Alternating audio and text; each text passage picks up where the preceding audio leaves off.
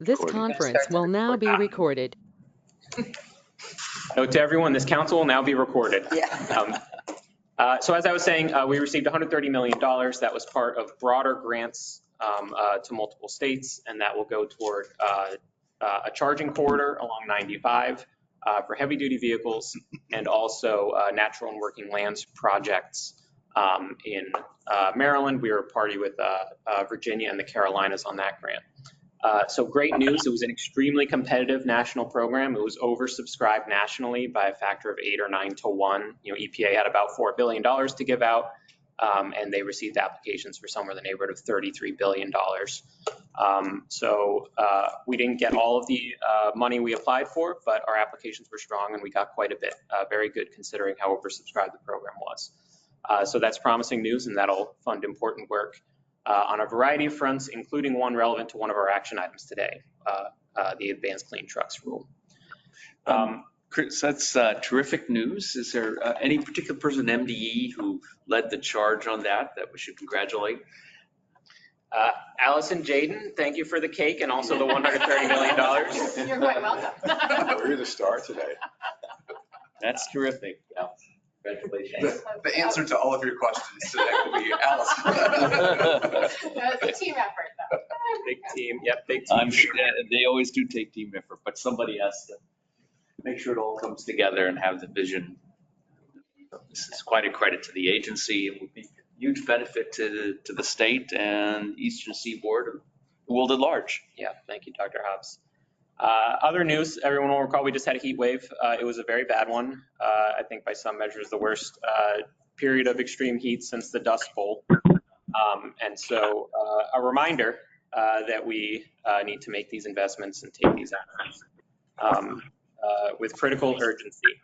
Today, we are talking about two of the major items that we talked about last year that we are revisiting in different ways. The Advanced Clean Trucks rule with a minor amendment to provide greater degree of early action credit, and the BEPS regulation, the Building Energy Performance Standard regulation, which we are reproposing today in light of new requirements put in our budget this fiscal year by the General Assembly. We are expecting some engagement on that. There were some letters provided to the council. We'll have a lengthy presentation going over all the details, but I ask the council to keep in mind that effectively what this proposal is that we've deferred a component of the program for a couple of years. The energy intensity standards, requirements for buildings to become more energy efficient. Those standards will now be recorded. We're coming back to them in a couple of years. Excuse me, just a second. If there's somebody, if you put on mute. It's in the room.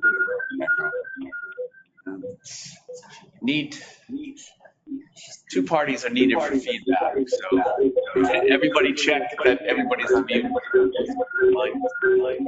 It didn't do it. That's it.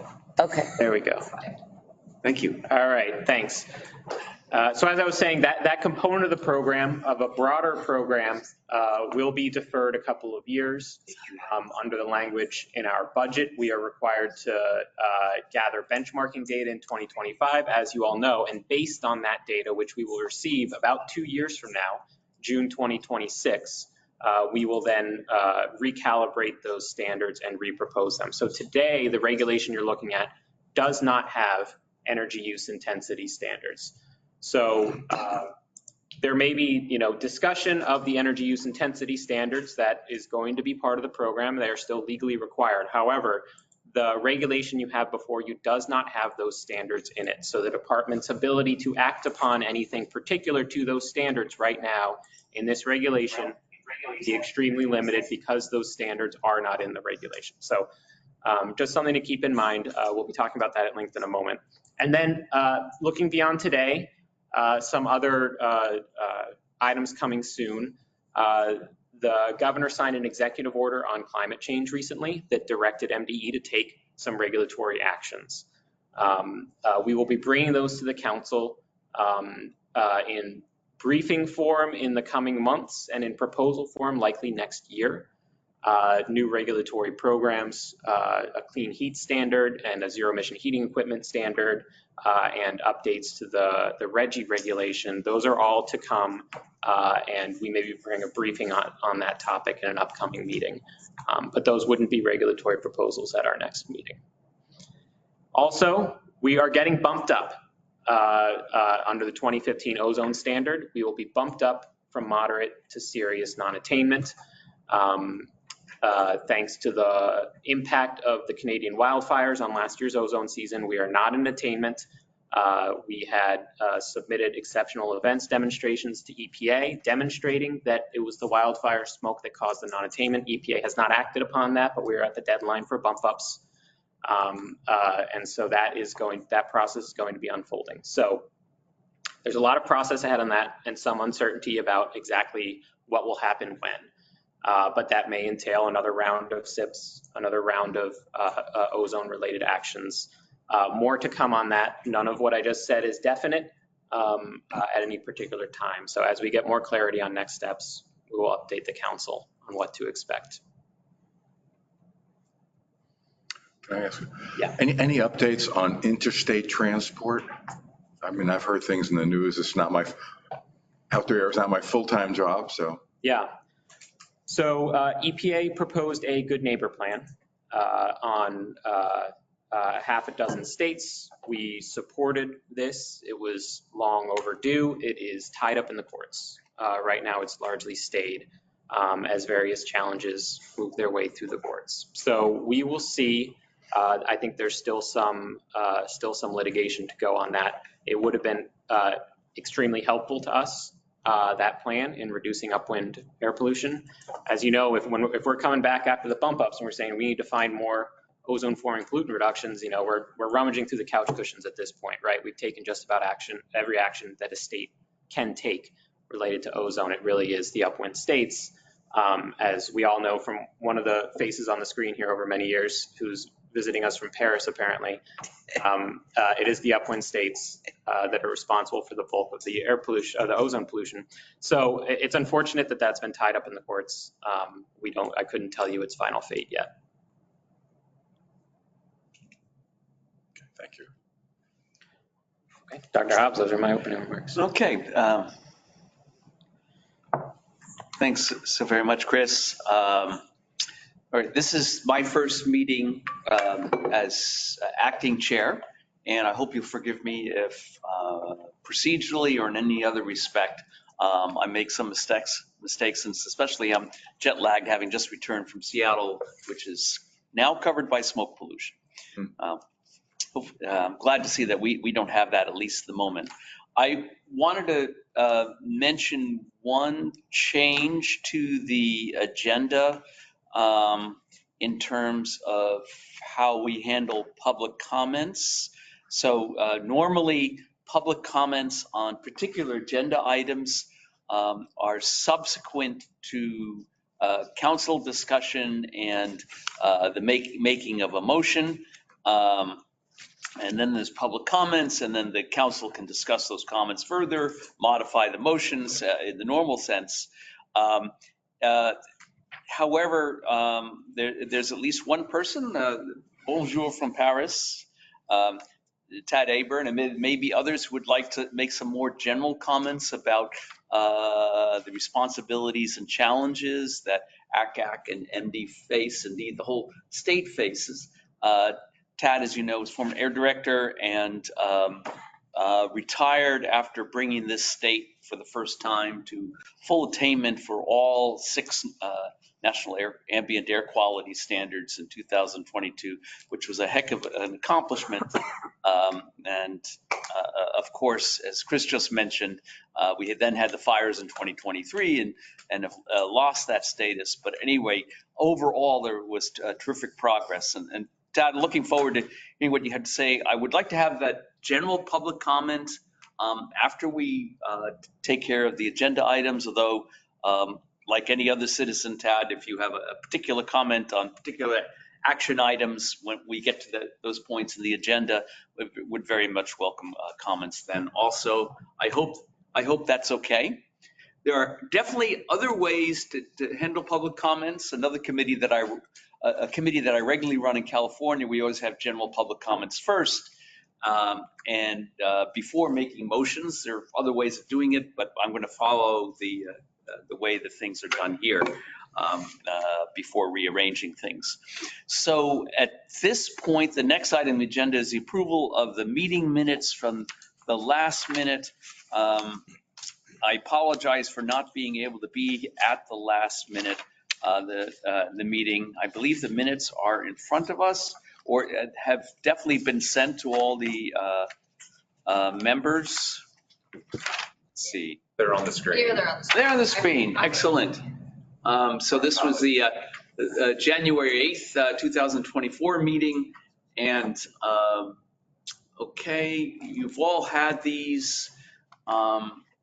At this point, I ask if I'm going to be asking for a motion to adopt these, but first, is there any comment or corrections anybody wants to make? Okay. Hearing none, I'd like to have a motion to adopt these minutes and second. Tania, Nia, I'm sorry, did you catch who that was? Nia, Okay, a second? I'll second Ross. Okay, Anna got her hand up first. Just beat you, just barely beat you, Ross, so she gets the honor. Great. It's been motion seconded. Is there any discussion?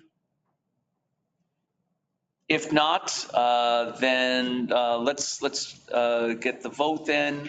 All in favor, raise your hand on the screen or around the room. Around the room, I see 1, 2, 3, and on the screen, I see Nicole, Sanya, Ann, Tom, Ross. Is that everybody? I'm raising mine, but I don't know how to use, I can't find it. Ariel, Okay. Ariel, and that was Adrian? Ariel did also, Yes. so that would be 6 in favor on the screen, 3 in the room. Anybody opposed? Speak up if there is. I don't hear anybody. Anybody abstaining? Okay, the minutes have been adopted unanimously, 8-0 by those in the meeting. We'll now proceed to the action items. The first is the Advanced Clean Trucks Amendment. Justin Mabry will be the staff member who will discuss this agenda item. Zach has it. Is that good? Thank you.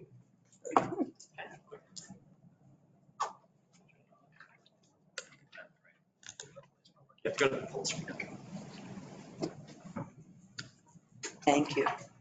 Yeah, Justin, stand more like there because then the people, if you stand closer to Chris, people in the screen will be able to see you.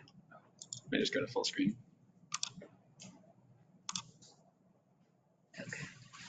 All right. Justin Mabry, Senior Engineer at Mobile Sources Control Program, here to present our slight amendment to the Advanced Clean Trucks Program. You might remember we adopted this program last year because the Maryland General Assembly passed the Advanced Clean Truck Act, and we had to adopt California's Advanced Clean Trucks Emissions Program, which is a zero emission truck sales mandate. California is the only state that's allowed to set their own emission standards, and because of the Clean Air Act, other states are allowed to adopt it. That's Section 177 of the Clean Air Act. The regulations set to take effect with the 2027 model year because we have to have at least a 2-year lead time before we can adopt any vehicle emissions programs. And it was adopted through incorporation by reference, which is the same way we adopt the Clean Cars Act, where we just adopt the regulations that California already adopted. It requires a growing percentage of medium and heavy duty vehicles to be zero emission, and that's vehicles over 8,500 pounds, which are Class 2B through Class 8 vehicles. They begin phase in 2024, the standards begin phase in 2024 for California and 2027 in Maryland, and they increase through 2035 where they remain constant for now. There's a similar credit banking and trading program as the light duty manufacturers have under the Advanced Clean CARS program to just help facilitate the program and allow for some flexibility. This here shows the percentages of the program as it goes through, and you can see there where it's not showing up on there, but it is on the wall. In 2027, we're going to start at 15% for Class 2B through 3 and Class 7 and 8 tractors, and 20% for Class 4 through 8. And there they go up in increasing percentages each year. And these are just the general type of vehicles that are going to be covered under this regulation. You can see the Class 2B there on the second section, and just your box trucks, your conventional vans, delivery trucks, on up to your school buses, cement trucks, your long haul tractor trailers. So what we're going to update, or what this update's about, is as adopted, the ACT regulation provided the manufacturers the opportunity to earn early credits 1 year in advance of the program, so beginning with the 2026 model year. The department received several comments expressing a desire to have a greater lead time in that, more time for manufacturers to earn credits before the program begins, just so they can have an easier way of, easing into the program. And CARB, California has also expressed a desire for states to have this lead time because they also have a lead time for manufacturers to earn credits. So every other state has more than 1 year lead time. And so that's why we also decided to, again, give them that additional lead time. So most allow OEMs to earn credits at least 2 years prior to the implementation. And this will allow them to earn credits starting with next model year, 2025. And so stakeholders asked for this change, and they would be very happy if we did this. It'll allow them to bank up some additional credits before they really start implementing the program. And it encourages the manufacturers to place those vehicles in Maryland beginning next year, technically starting now, instead of diverting those two states that have this additional lead time. So that'll help Maryland achieve their goals of getting more zero emission trucks on the road earlier, which is always beneficial. It doesn't reduce the number of EV trucks that are going to be required because they were going to need those credits anyway. So they'll either have them this year and they'll use them for next year's compliance or the next year's, or they'll have to sell more in that year, but it'll just pull some sales forward for us. And this is really the only change that we have, is replacing the 2026 with 2025, and that will allow the manufacturers to generate credits starting next year. And are there any questions? Thank you, Justin.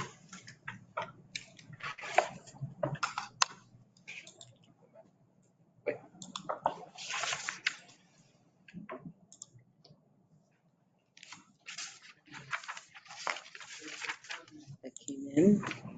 Just a general support comment came in through the chats, it looks like.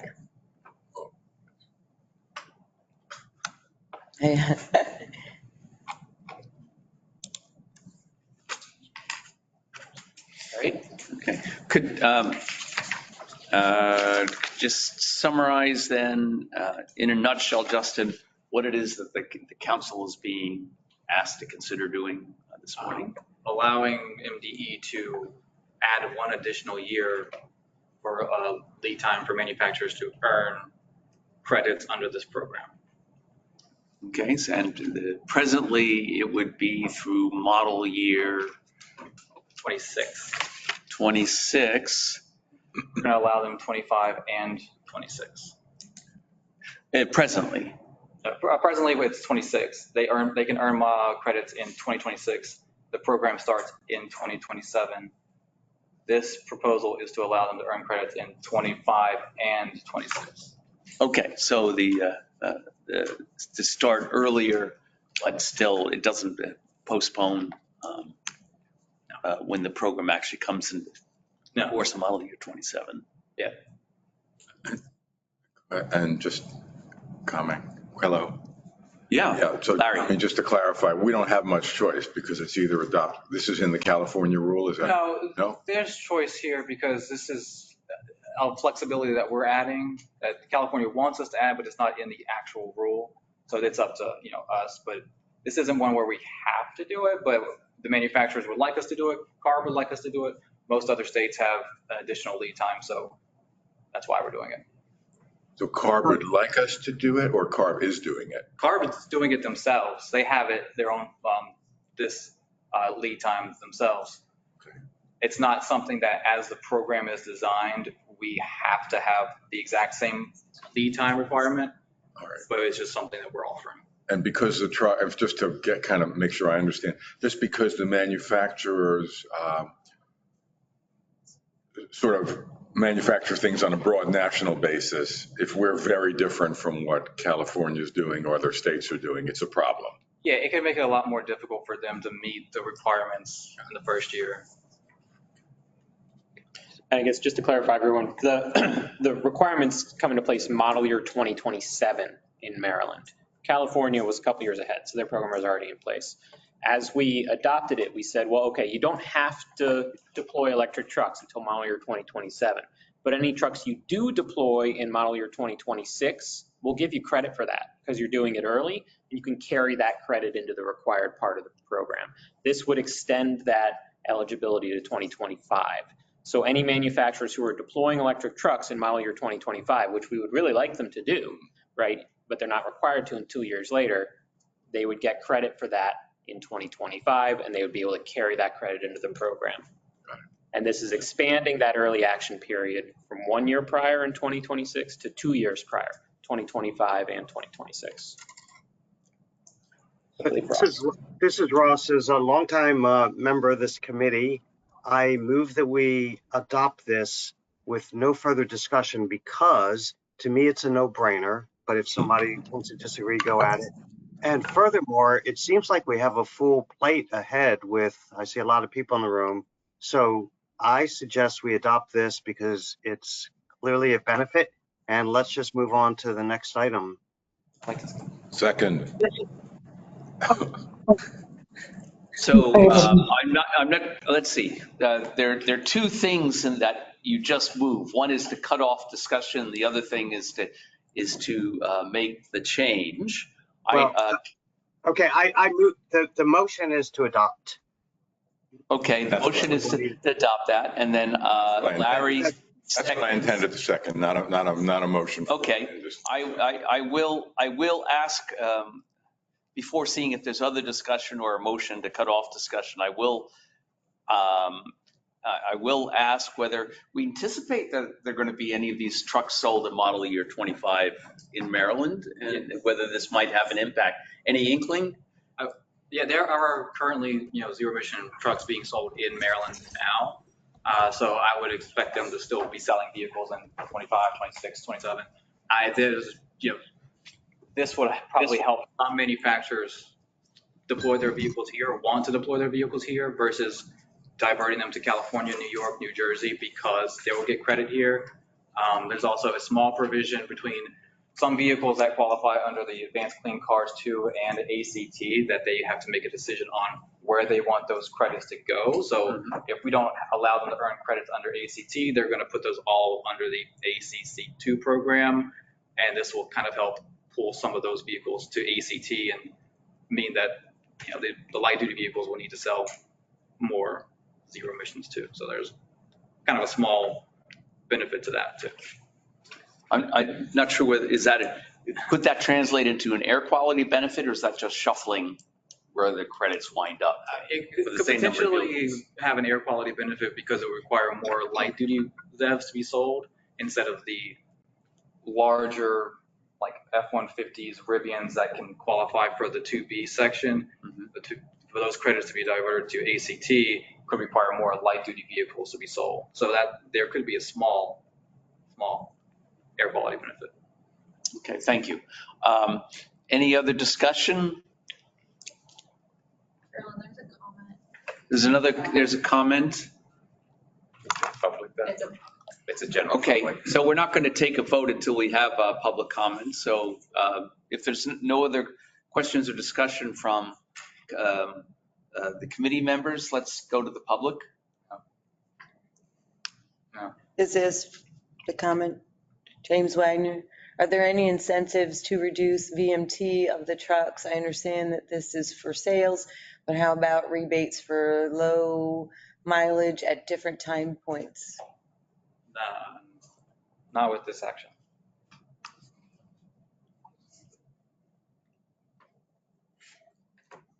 Yeah, that's an interesting idea. If a fleet owner has both electric and non-electric trucks, such an incentive might perhaps be an incentive to use the diesel fuel trucks more and electric ones less, which it would be problematic or at least unclear in terms of implications, but an interesting idea. Let's see, other public comment?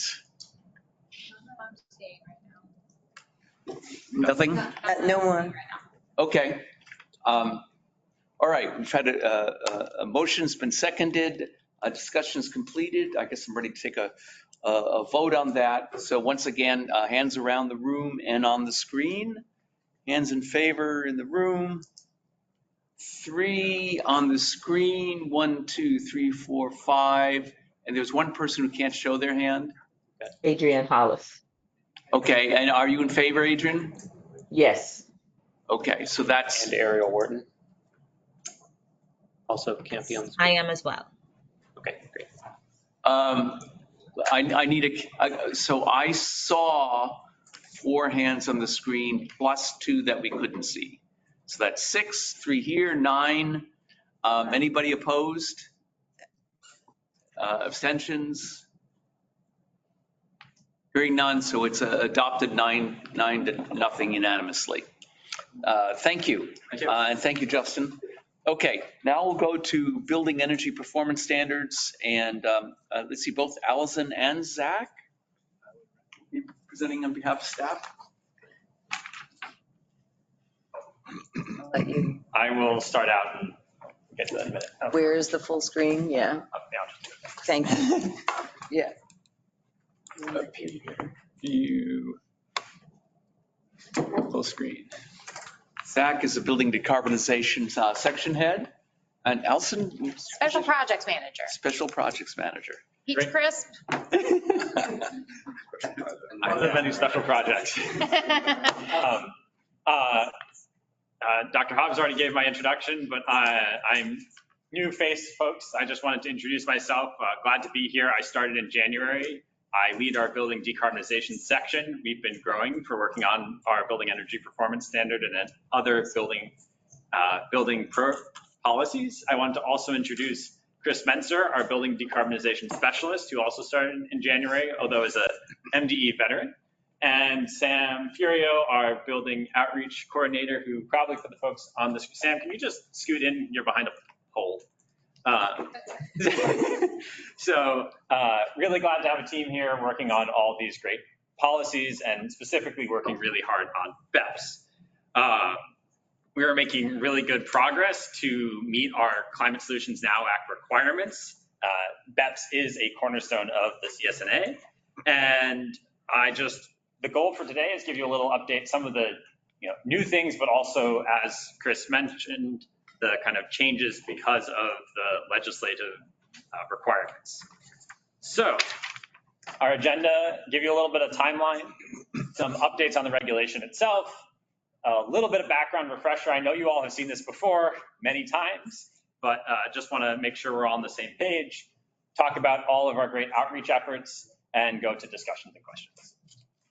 So in the summer of 2022, the CSNA required us to implement BEPS.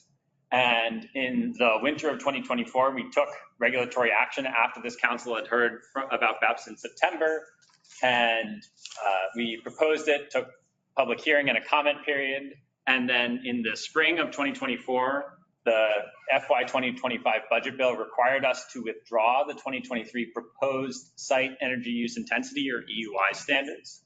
And so that puts us where we are today, which is releasing draft BEPS regulations without those EUI standards.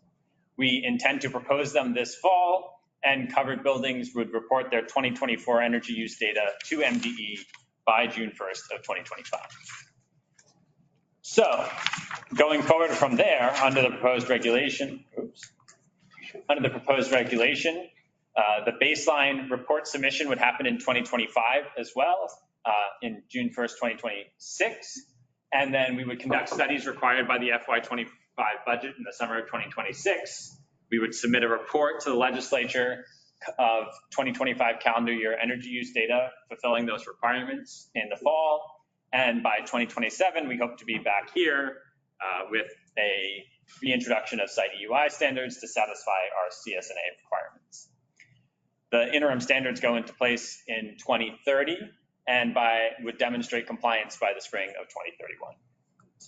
So what is this proposed regulation? How has it changed? The key is that we've removed the site EUI standards. We've modified the agricultural building definition.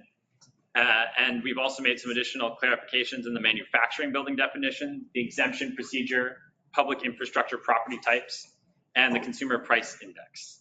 What stayed the same? Well, basically everything else that you all have seen before, all the other requirements, things like reporting requirements, reporting of energy use and emissions, data to MDE starting in June 1st, 2025, and the net direct emissions standards.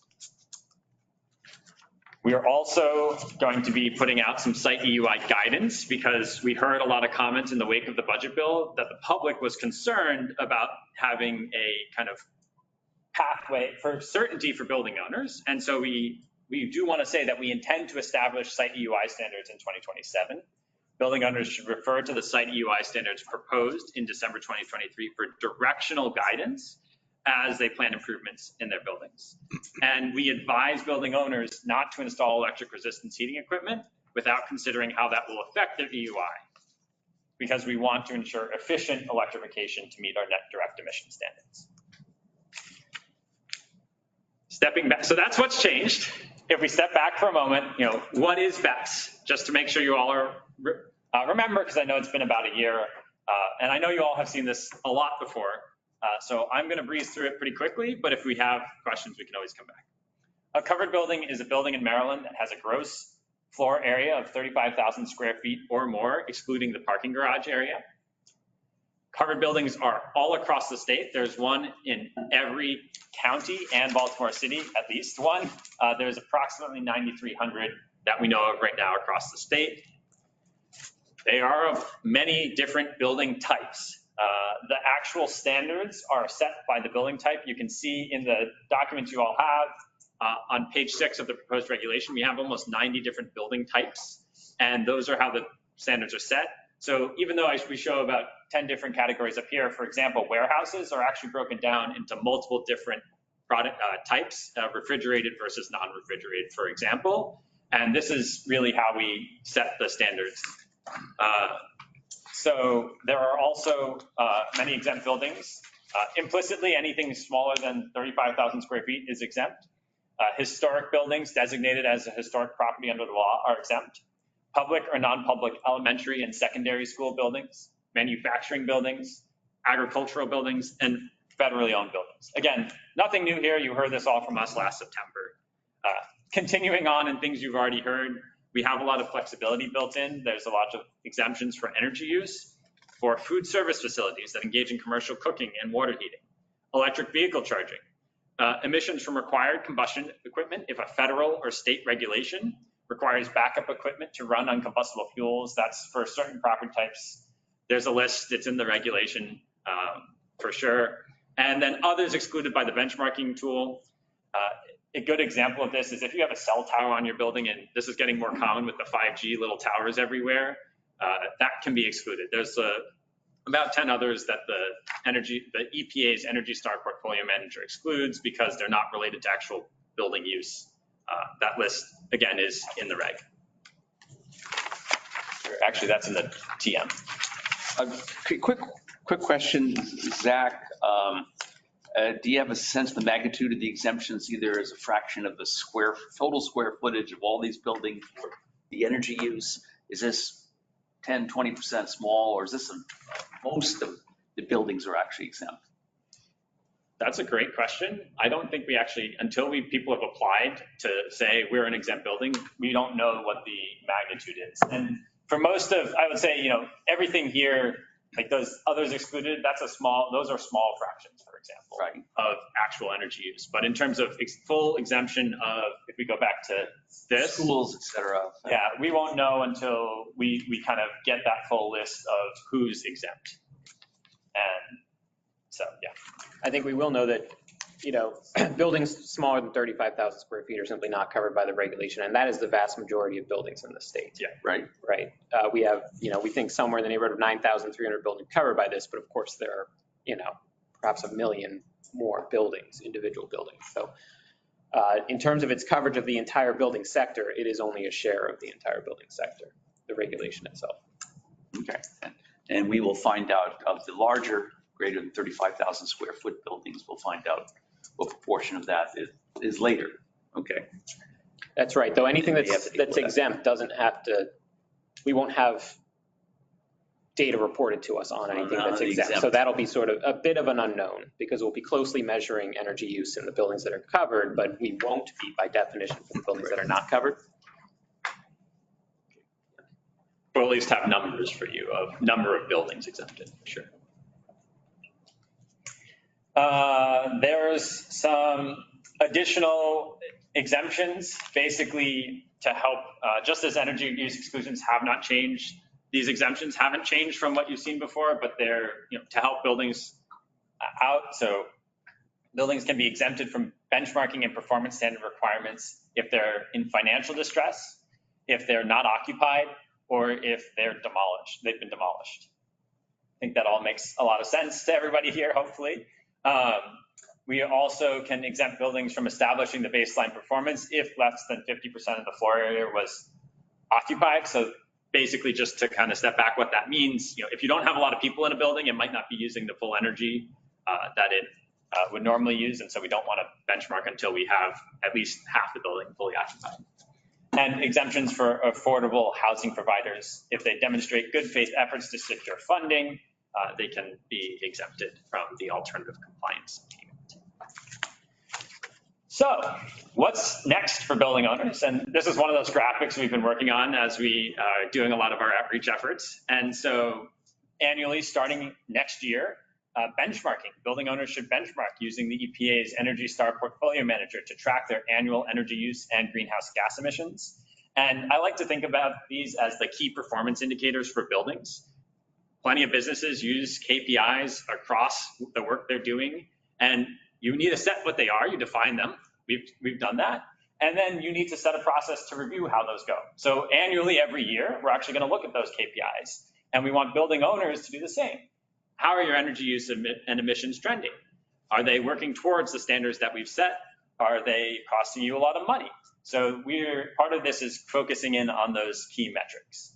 And then starting in 2030, building owners need to achieve the net direct emission standards or achieve partial compliance and make alternative compliance payments. And that kind of opportunity there is to find the economic balance for those building owners of where they would like to meet the standard or pay some of the alternative compliance. Just a quick clarification. I'm sorry if I missed it. KPI? Key performance indicator. Meaning? It broadly used, it's basically anything you're trying to do to track performance. For a business, it might be in the financial world, earnings before income, debt, EBITDA. That's a good example. I mean, you might talk about it of, literally just pure revenue is a key performance indicator for a lot of businesses. You might talk about how many vacancies you have in terms of staffing in an agency. That's a KPI. Just another way to think about it. You don't have to. It's energy use and greenhouse gas emissions are what we're tracking. It's MBA speak, but yeah. Your batting average or ERA in baseball would be a key KPI. Yeah, exactly. and remind me, how does it come into play now that I understand what it is? Yes, so that's what we're requiring reporting starting annually, is energy use and greenhouse gas emissions through the EPA's Energy Star Portfolio Manager. Right. So you report your energy use and the emissions from every building. that's covered under the regulation. But how does KPI impact? Doesn't. Now, I was just, it was a, Never mind. I was trying to get away from our nitty gritty details of greenhouse gas emissions to give something that might have appealed to folks. But if that confused you, I apologize. No worries. It's not written in the regulation that way. When I talk to building owners, I like to talk about KPIs because that's something that they probably are already tracking. If you talk to a real estate company, they're tracking what's their vacancy rate, what's their kind of revenue stream, their cost per square foot. Those are all KPIs they're tracking. Again, we're in an outreach mode, talking to building owners. That's where some of this language is coming from. So speaking of those standards, the performance standard in the regulation as it is right now is in this proposal is the net direct greenhouse gas emissions standards, what we call the emission standards, which is by 2030, achieve a 20% reduction as compared with 2025 levels for average buildings of similar construction. And just stepping back, we use those almost 90 different property types as that average buildings of similar construction. You have to meet the standard for your property type. Again, refrigerated warehouse might be an example versus a non-refrigerated warehouse. The table starts on page 6 in the regulation if you want to refer to the different standards. And then, so we have an interim standard 1, 2030 to 2034. Interim standard 2, 2035 to 2039, which is a 60% reduction compared to 2025 levels. And the final standard of net zero by 2040. So as you might remember from last September, there was one more column on this table. That was the site EUI. And BEPS was designed to be this dual standard with both site EUI and net direct emissions regulation. And so to promote that efficient electrification that leads to cost savings for the average Maryland building. We've had to remove that because of the budget language, and it has affected the economics of the regulation. We expect the economic benefits of the average Maryland building owner to return, for the average Maryland building owner to return when we reintroduce EUI. But to kind of give you a sense of what that updates is, we want to go over in a moment you've heard before, this council has heard before from our technical assistant partners at the national labs on the analysis they did to support the development of the 2023 regulation in great detail. Given the requirements of the 2024 budget, we asked for Berkeley National Labs assistance in rerunning the estimated emissions and economic modeling with the required changes I've just shared with you. We're really grateful for Josh Case from LB&L to be here super early in the morning, Pacific Coast time, to share these results with you. I'm going to hand it over to you, Josh. Sounds good. Thanks, Zach. Can everyone hear me okay? We hear you, Josh. If you can speak loudly, that'll be helpful. There's some HVAC noise in the background. Gotcha. No worries. I'll do my best to project at 6:50 this morning. Yeah, use your lecture voice. Yes, definitely will. So thanks everyone for having me here today, and thanks Zach for the introduction and context. As Zach noted, we've been working with the state of Maryland for a while now, more recently in terms of just getting these numbers updated, given the most recent turn in the regulation. And so if you hop to the next slide for me, I don't think I can control them from here. You'll see say again? I was just saying there's a slight lag, but I've got you. Okay, great. So yeah, this is a pair of charts here that we've definitely presented before. Essentially, the change in the regulation is the change from the overall projected scenario being the green line in both of these charts to being the blue line. Just as a reminder, red is business as usual, so no targets at all. The left side of this pair of visuals is showing energy use over time. The other is showing total emissions, and this is aggregate across the building stock of covered buildings. As you can see, the energy use in the business as usual scenario does not change.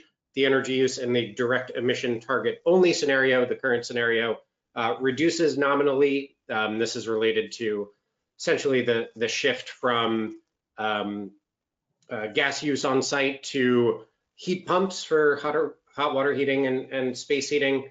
There is increases in efficiency that are born when you make those changes. The green line here representing the additional efficiency gains associated with the site EUI targets. This left chart, you can see even in the business as usual scenario, we're showing good reductions in overall emissions. This is driven by decarbonization of the grid.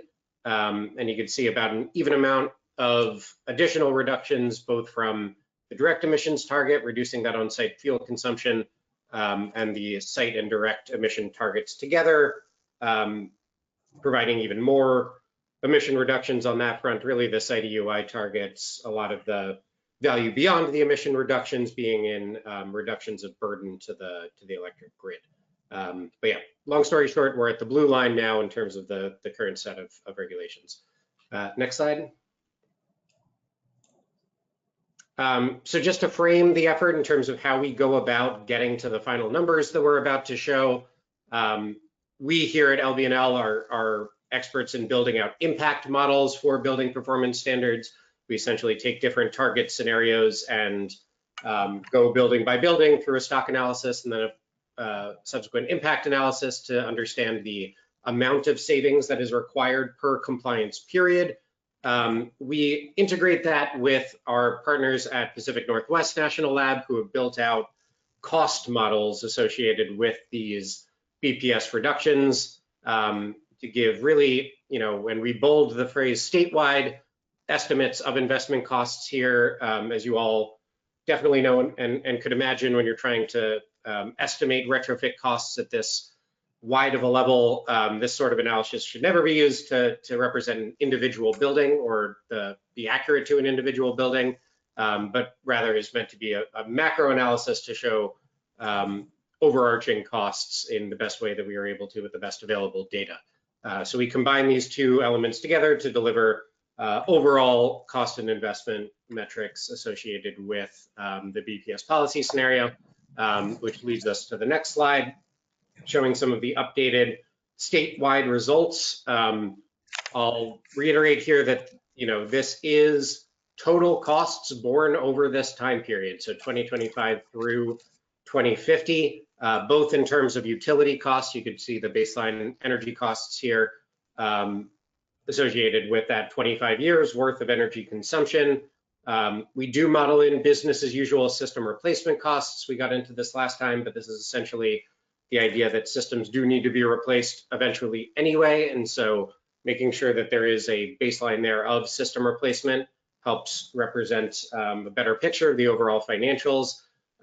There is still some efficiency investment that's being modeled into this, the updated policy here, not driven by EUI standards, but rather driven by the interim direct emission standards. So that 20% reduction in the first compliance period does have a lot of buildings that are relatively close to their target and therefore implement very low-hanging fruit measures in order to achieve those interim standards prior to further electrification investments. You can see that's where most of the investment dollars are going within this version of the model, and the overall total energy cost savings from the baseline is here as well. So this cost savings is a combination of both the efficiency cost savings in addition to the dollar savings associated with a switch from gas equipment to electric equipment over the course of the 3 compliance periods of the ordinance. And you can see here the net cost of all investments as delineated here. And yeah, just to quickly note, as per the note on the bottom there, this doesn't include any incentives one way or the other from utilities, the state or other. We could hop to the next slide. So we are, on the previous slide showing aggregate numbers, but I think it's also important to note that there is a very wide variety in the costs that are borne by individual buildings. We are showing a net average cost per building of 65 cents per square foot, but 25% of the buildings are saving more than 6 cents per square foot on aggregate, and 25% are spending more than $2.65 per square foot here. So, significant changes in terms of the overall dollar figures here, but really just this is the product of us pulling the efficiency numbers out of the overall financials and focusing in on the direct emission standards and associated reductions. Josh, this is Ben. These are present worth discounted numbers or undiscounted cash flows? So these are fully undiscounted cash flows. So we're looking at all numbers with inflation removed from the calculations. Inflation and cost of money removed. Okay. Correct. Yes. So benefits, if costs are incurred up front and benefits are received later, a present worth analysis would show perhaps less favorable results. But I understand These are now inputs to such analysis. Yep, agreed. Yeah, I can hop to the next slide here. This is our just contact information for Andrea and myself who've been involved as point of contacts on this study. But yeah, hopefully that's helpful for you all, and yeah, looking forward to continuing to discuss as we proceed. Thanks very much, Josh. Really appreciate you calling in this morning. Yep, no worries. So just in summary again of everything you just saw, on average, under this proposed regulation over the 2025 to 2050 time horizon, covered buildings are going to spend 65 cents per square foot. Under a future regulation that includes emissions and site EUI standards, over that same time horizon, average buildings will save $4.47 per square foot. Significant funding from the federal bipartisan infrastructure law and the Inflation Reduction Act are expected to reduce the cost of compliance with BEPS and speed returns on investment. So as Josh mentioned, none of the analysis includes any of the incentives that are currently available or coming available. So we expect that to help with some of these costs down the road. And the Building Energy Transition Implementation Task Force recommended programs, policies, and incentives aimed at reducing greenhouse gas emissions from the building sector and development of a plan for funding the retrofits of current buildings to comply with BEPS. Speaking of resources and funding, everyone likes to talk about money. There are a lot of existing programs to help support these retrofits in the state. Empower Maryland is a ratepayer-funded utility incentive program for staff, operations, and maintenance training, for building tune-ups, which is kind of small changes to the equipment in buildings to maybe make that efficiency that Josh was talking about for the interim compliance, and equipment change-outs. The Maryland Clean Energy Center has financing and technical assistance, and the Clean Climate Catalytic Fund, there we go. As well as the Maryland Property Assessed Clean Energy allows for investments in low-cost financing for large capital projects. And then federal tax incentives that I mentioned. There's tax credits for qualified upgrades and up to $14,000 in rebates per household, which applies to some of the buildings under BEPS in individually owned equipment. And then for commercial buildings, the IRA greatly expanded the 179D tax deduction, which includes making it available for nonprofits and increases the maximum deduction to upwards of $5 per square foot. And finally, the Maryland Energy Administration, they have a lot of existing grants, loans, and rebates, but they're also standing up the Clean Buildings Hub, and this is very much ongoing as well. I believe also since you last heard, MEA has hired somebody. Her name is Becky Price. She runs the Clean Buildings Hub. We work with her and we collaborate with her constantly, and she's building up the Clean Buildings Hub as a one-stop shop clearinghouse of relevant information and resources to help stakeholders reduce their energy use and emissions of their buildings, and such as federal, state, local, and utility incentives. The hub will catalyze and amplify resources, peer learning networks, and educational programming. If you want to find out more, she has a newsletter that she's just started and other resources coming soon. So feel free to scan the link or look it up, or we're happy to send it out later if needed. That'd be great if you could include, post it with the materials that go online from this meeting. Yeah, yeah. That's the QR code's definitely in there, but we can maybe add the link as well. Thank you. So as I alluded to at the beginning, we've been busy with our team. We've been doing a lot of outreach. So you've actually, most of this outreach you've seen already, but there were a lot of sector specific meetings in November and December 2022. informational webinars that we posted on the website. We presented to you all a lot. The Building Energy Transition Task Force met last year and put out a report. And the December 2023 proposal and January 2024 public hearing and comments also provided a lot of input. And kind of going forward, we've been doing a lot of work. We had a small business impact notice and documents posted on July 15th. We have 3 different outreach sessions scheduled for August that are in a press release and also available online about basically different avenues to get out the word about BEPS. And we have a local government Maryland BEPS cohorts. We had about 15 people in this room and another 20 online 2 weeks ago from many of the counties across the state and a few cities joining us to talk about implementing BEPS and the resources to do that.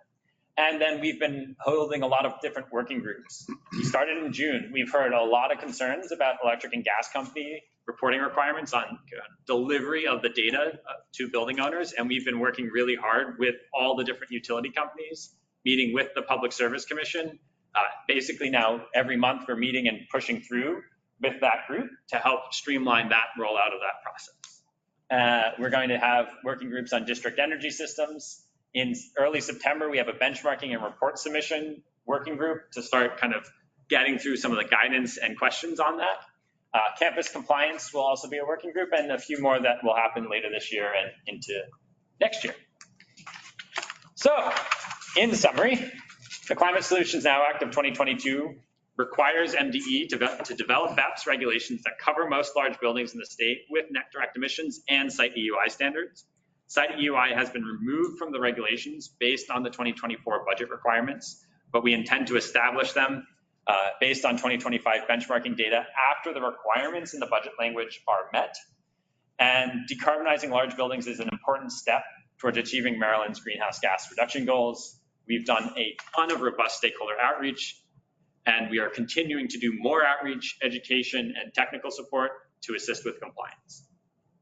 In order to have a final reg adopted before the end of the calendar year, we intend to propose this regulation in September. That's it. Thank you very much. Okay. Thanks.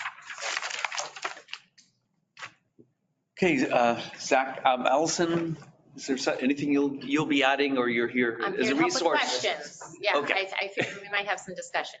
Okay, so we can have discussion first among the AQCAC members, and then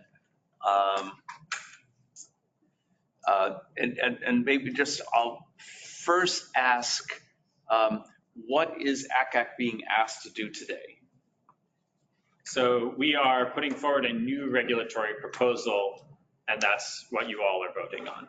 And that regulatory proposal goes back to one of those first slides. Basically, we've removed site EUI standards from what you all have seen before. So this is what you all voted on last September: take out site EUI standards and make a few minor adjustments to a few other things based on a lot of feedback. Okay, so put that slide back up when it comes Yeah. for time for motion. Okay, when we get there, yeah. Okay, so of course, we could have all sorts of discussions, all sorts of aspects of this. This is such an important initiative, and with a lot of challenges.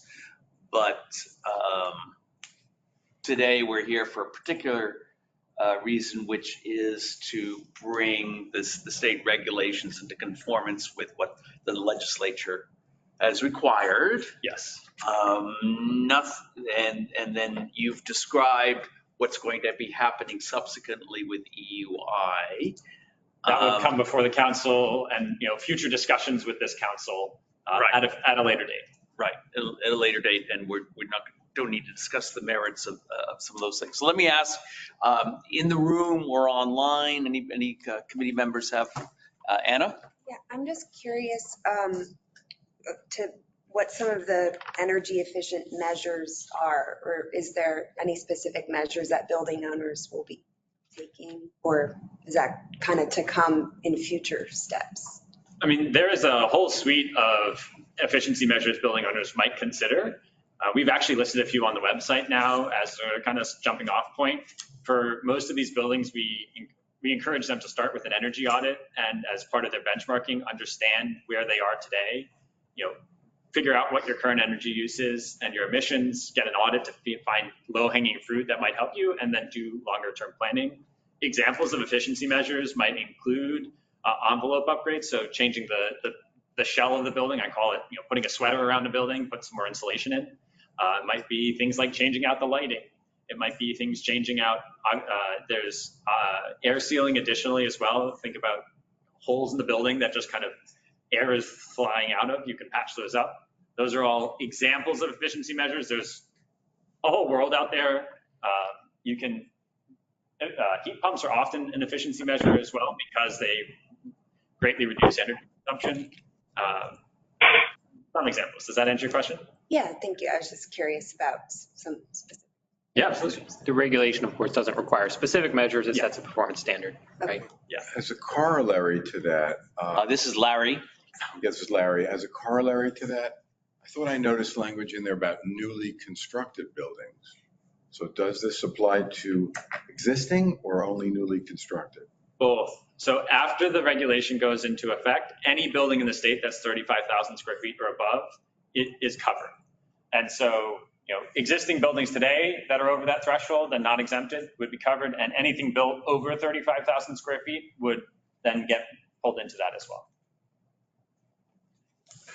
I think perhaps, Zach, the reason for provisions for newly constructed buildings is that 2025 is the baseline year for the program. So any building that's built after 2025 needs to have special rules for establishing its baseline. Yes. Okay. Yeah, because we set the baseline level is 2025. So if you build a building in 2030, you need a baseline to be set. But the targets will be similar for existing and newly? Exactly the same, based on those almost 90 different property types.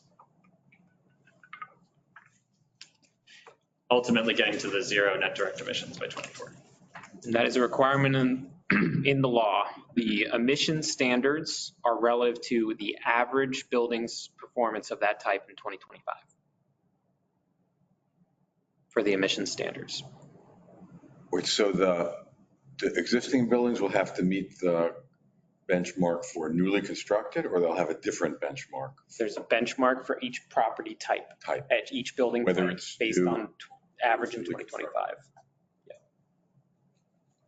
So just by way of background, I'm going to wind up abstaining on this because I'm too deep into this world. I have a lot of clients who are building owners and operators, but secondly, on the flip side, I stand to gain as a consultant to them for actual implementation of this kind of stuff. But I don't want to be muzzled as far as what I know about it. So, I mean, responding to your question, it's going to be tough for some existing building owners because retrofitting the envelope, as you said, is not easy on an existing building. So heat pumps is going to be one, and funding is going to help for that. Lighting is almost a no-brainer these days. And then the digging deeper stuff are things that are not sexy, like controlling things properly and getting into the details.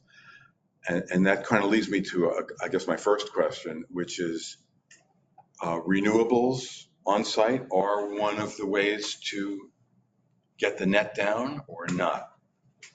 Renewables are an electricity measure, and this is all about net direct emissions coming out of that building. And so they're not included in the net direct emissions standard. So but your direct emissions, meaning you're not counting what the utility emits? Correct. So if I go all electric, then I've met, right? Correct. The emission standard. Met the emission standard. Mm-hmm. We expect that roughly a third of covered buildings already meet the emission standard. Is that correct? Thank you. I forgot to mention that. Yeah, based on some of the modeling and data we've gotten already, about a third of buildings already meet the net direct emission standard because they are already all electric. And that's, a lot of big buildings around the state. It's sometimes just easier to put in a heat pump and you're done. You don't have to pay for the gas infrastructure in the building. And there's some really good case studies too of opportunities to where that switch can be cheaper because you would, in a building that might have steam and you've got to replace the risers, you're at a riser replacement, which is long time scale projects, but if that comes up, it might be easier to run the refrigerant lines than to say, replace all the risers and all the radiators and things like that. I have other questions, but I'll leave them for others. Okay. Larry, thanks for disclosing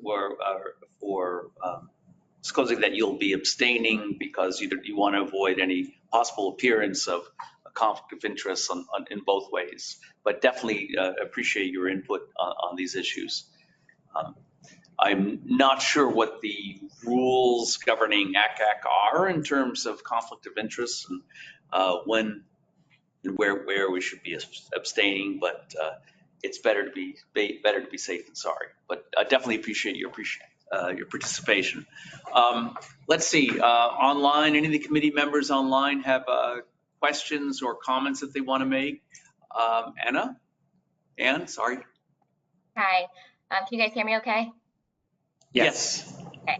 I have just a question regarding the change in the definition of manufacturing. So I was reading some of the comments from the business community, and there appears to be concerns about that specific change. I know you commented on it briefly, but I'm just trying to understand it a little bit better. And then the second question is, I'm just curious if there's a place on the website where you have put all the comments that were received this time around. I think the deadline was late last week, so just curious if there's an opportunity to review those. Do we want to start with the manufacturing? Why don't you? Yeah. Do you want to take it? Do you want me to take it? Well, so in the version that the council saw last year, we relied on North American Industry Classification Codes, or NAICS codes, at the building level to determine if it was a manufacturing building and other exemptions. One of the reasons we did that is that was information that was readily available to us in the state property tax database. We heard comments from industry in particular that would not be a good approach. The codes are not always as specific as we'd like them to be. They change over time with tenants coming and going. And so the input was to not use the NAICS codes. So in this version, we've changed the manufacturing definition to incorporate language, the definition of a manufacturing building, which is what we need to define in the regulations, to incorporate the state's definition of manufacturing as a concept. And so now we would need to make a case-by-case evaluation of buildings to determine whether the activity that they're doing qualifies as manufacturing. Does that answer your first question, Ann? Yes, thank you. And regarding the comments, so AQCAC received some letters that we distributed to the council this morning. They came in over the weekend. We now have an additional comment step for regulations affecting small businesses. This is relatively new the last couple of years. It is not the comment process on a regulation itself. When we propose a regulation, it's open for comment. We hold a hearing, we gather all those comments, we prepare the response to comment. That whole rulemaking process is to come. That comes after AQCAC. That comes after we propose a regulation. There is now an additional pre-proposal stakeholder input step for regulations affecting small business, where we post the regulation on the website and people are welcome to comment. We received those comments last week. I believe that's what you're referring to, Ann. So we can find a place for those to live on the website. But note that this council meeting is itself a comment opportunity, and then after we propose the regulation, there's the formal comment in the docket process to come. So that, I gather, caused some confusion. This additional pre-proposal input step generally isn't a well-used process. I mean, we do it, we go through it, but it's not what the stakeholder community is used to and prepared to engage in. So I understand some organizations quickly provided some comments. Please note that those are still fair game in the formal regulatory comment process itself. It's confusing. I know a lot of people were confused across the state last week about this. That is effectively a pre-proposal stakeholder information step, and we will get those comments posted and send a link out to the council. Thank you. This is Ross Selowich. I'm still so sorry. I'm still a little bit confused, and let me explain why. I'm confused about whether we're voting today on 262801, which begins on which is in the agenda, and if so, it's particularly confusing because I see site still in there, like Item 6, I'm just going to read it. Baseline performance, which is quoted, means the weather normalized numeric values in net direct greenhouse gas emissions and site EUI of a covered building for the covered building's baseline year. So if site has been removed, it's still present in the throughout this whole document that we're given. So can someone address that?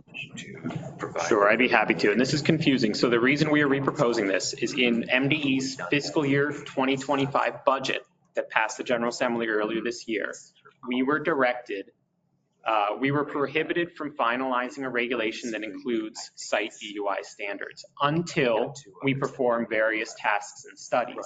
Those have to be based on 2025 benchmarking data.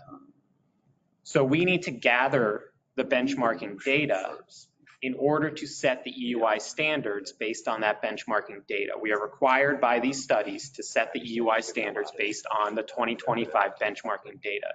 So we need to gather the benchmarking data in order to do the studies required by the budget amendment. Okay, so can you just succinctly, because we've got to get public comment, succinctly tell what are you expecting from us today? Is this just advisory, or will there be a vote? And if there is a vote, what are we voting on? Yeah, so this is a standard action item for AQCAC to consider a proposed regulation before we propose it. We are seeking AQCAC's advice on the proposed regulation. The entire thing starting with 262801 and all of the following pages in your agenda, that entire regulation. Okay. Thank you. Thanks, Russ. I'm sorry, it's having a sidebar communication about how we're proceeding. Is there an upshot, Ross, to what you all just discussing? Well, I mean, I guess I understand now, but what I'm stuck on, but I don't want to derail this one bit, is that what I'm reading on my screen over my laptop still has site in there, so it's inconsistent with what was just stated, which is we're going to collect the data and all that. But this meeting is recorded. I'm taking in on good faith that I don't want to hang up on this, but I just want to note there is a pretty big inconsistency between the lawyerly-like language of this document and the PowerPoint. But so maybe could I try again? Yeah. So what we mean when we say that the site EUI standards have been removed is that if you look on page 6 of the regulation, there's the table of all of the standards that buildings have to meet. In the version of the regulation you all saw last year, that had an additional column on the right for site EUI standards. That is no longer in there. There are no building type specific site EUI performance standards in the proposal. This table only has direct greenhouse gas emission standards. It used to have site energy use intensity standards, BTU per square feet. It no longer does. In order to satisfy the requirements of the budget language that is requiring us to remove that column, we still need to gather data on site EUI so that we can perform the tasks to establish site EUI standards at a later date based on the site EUI data that we gather. So it still has to be defined so that it's so that building owners know what to report in the benchmarking process. Okay, now I understand. Thank you so much. Yeah, thanks, Russ. So as a matter of procedure, it might be a little easier if in the future there's a red line version showing what's changed, and that will make clear what we're voting on. The collection of data, is that addressed in these regulations at all, or that's not? Yes. And that's Reporting section, which page? Starting on page 3.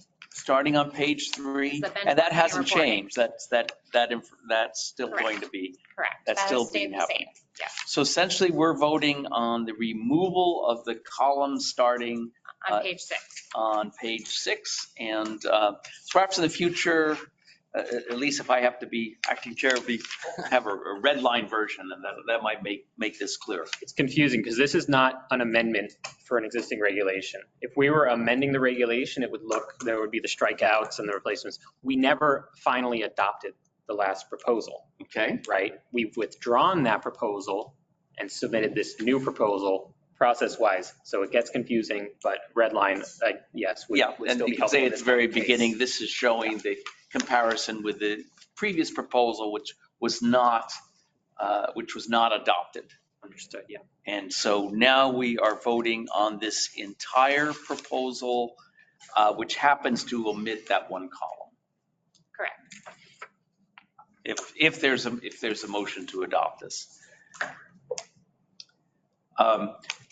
I know that there may be one or more people who have to leave prior to the time that we'll be able to have a voice. I think that, is there anybody on the screen who has to, from the council who has to leave, want to say something about their position or anything else in this before they leave? Stuart Generic is left. He's already left, okay. I'm sorry you missed that. Okay, Larry. So if nobody, I mean, I'll try to keep it as broad as I can. So broad brush question. I'm glad that you got the attention of NAIOP, okay, because they're a big player. Has there been involvement from MBII, Maryland Building Industry Association, BOMA Baltimore, the BOMA chapter of Greater Washington, and so on? Yep. Yes, they've all provided comments. Okay, and we don't have those, or we just have NAIOP? Well, comments last year. Okay, so nothing new from them. No, there is new. There were two letters addressed to the council.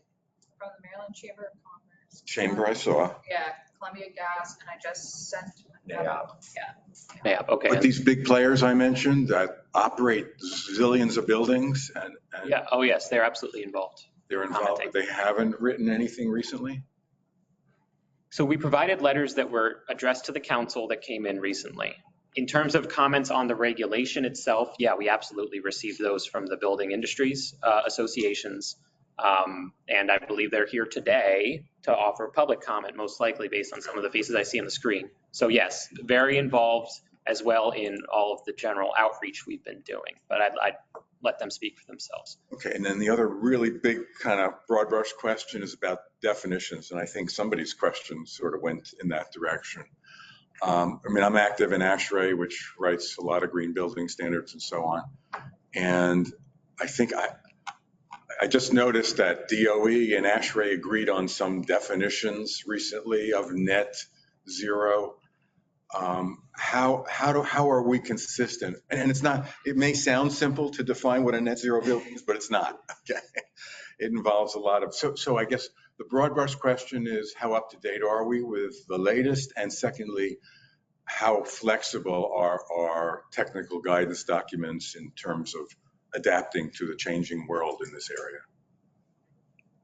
So I can get started on the DOE definition first. So we are required by statute to regulate net direct emissions, which the DOE definition does not truly hit head on. So their net zero looks at electricity as part of part of their emission standard. It looks at a few other factors. So we're moving in the same direction, but if we try to use their definition one for one, it wouldn't meet our statutory requirements. And then the flexibility, the corollary question, the flexibility for the future as the whole world tries to adapt to this, or at least the nation tries. I mean, we're open to making the changes to the reg as we have to adapt and adjust to how things change over the next 5, 20 years. I mean, that's a standard process. You see ACT here this morning making their one little adjustment. We fully expect that there will be changes down the line as we adjust to the realities and changing around kind of the industry. But I'm hearing that you don't have as much flexibility in the technical guidance documents. It really is going to require changes to regulation. Would require a rulemaking to amend, and we know that at a minimum we'll be coming back with amendments to this regulation no later than the spring of 2027, because that's when we will have finished all of the studies in 2026 based on the 2025 data. So we'll absolutely be opening up the regulation again no later than that point. And then, yeah, who knows in the future when we may need to make tweaks. One thing I would add too, and Zach talked about it in the outreach, but we are working really hard, standing up a new team and working with partners in the Maryland Energy Administration and all across, Maryland in these working groups, and to deliver guidance and, face-to-face conversations about how to reconcile all these things that are changing at the same time. And so, for example, we have the technical guidance that is incorporated by reference, but then we also have additional resources that we're putting out for building owners. So Zach mentioned the benchmarking and reporting. That's going to include a guide, and trying to really make sure that we're working with the most up-to-date information that maybe is ahead of what we can do at the regulatory pace. And we have been supported by technical experts across the federal government, so working weekly with the US EPA, with the national labs and the DOE, and we're on with them very regularly to try to make sure that we're not only informed by the best science, but also up to date and as in sync as possible with all these other processes. So, it's not always going to be smooth, but I think we are really engaging with the folks that we need to try to get the information together.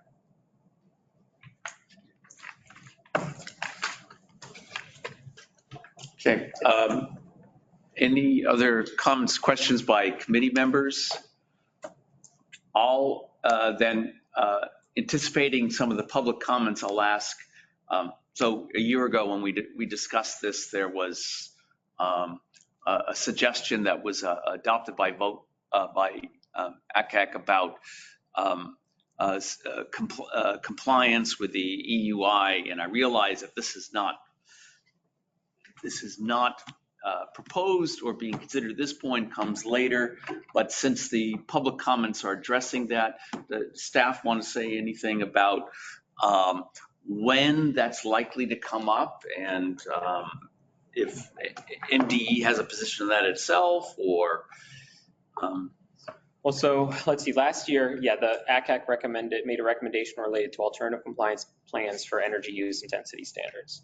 The department, we put together information on how our enforcement process works and how, among other things, alternative compliance plans are part of the enforcement process, and provided that back to the council. Fast forward to where we are now, of course, there are no site energy use intensity standards in this proposal. So we can talk about that, of course, but from the department's perspective, we wouldn't have standards to set alternative compliance plans against. In that case, the time at which that would come to us in terms of what MDE recommends in terms of that would be, what's the approximate time frame?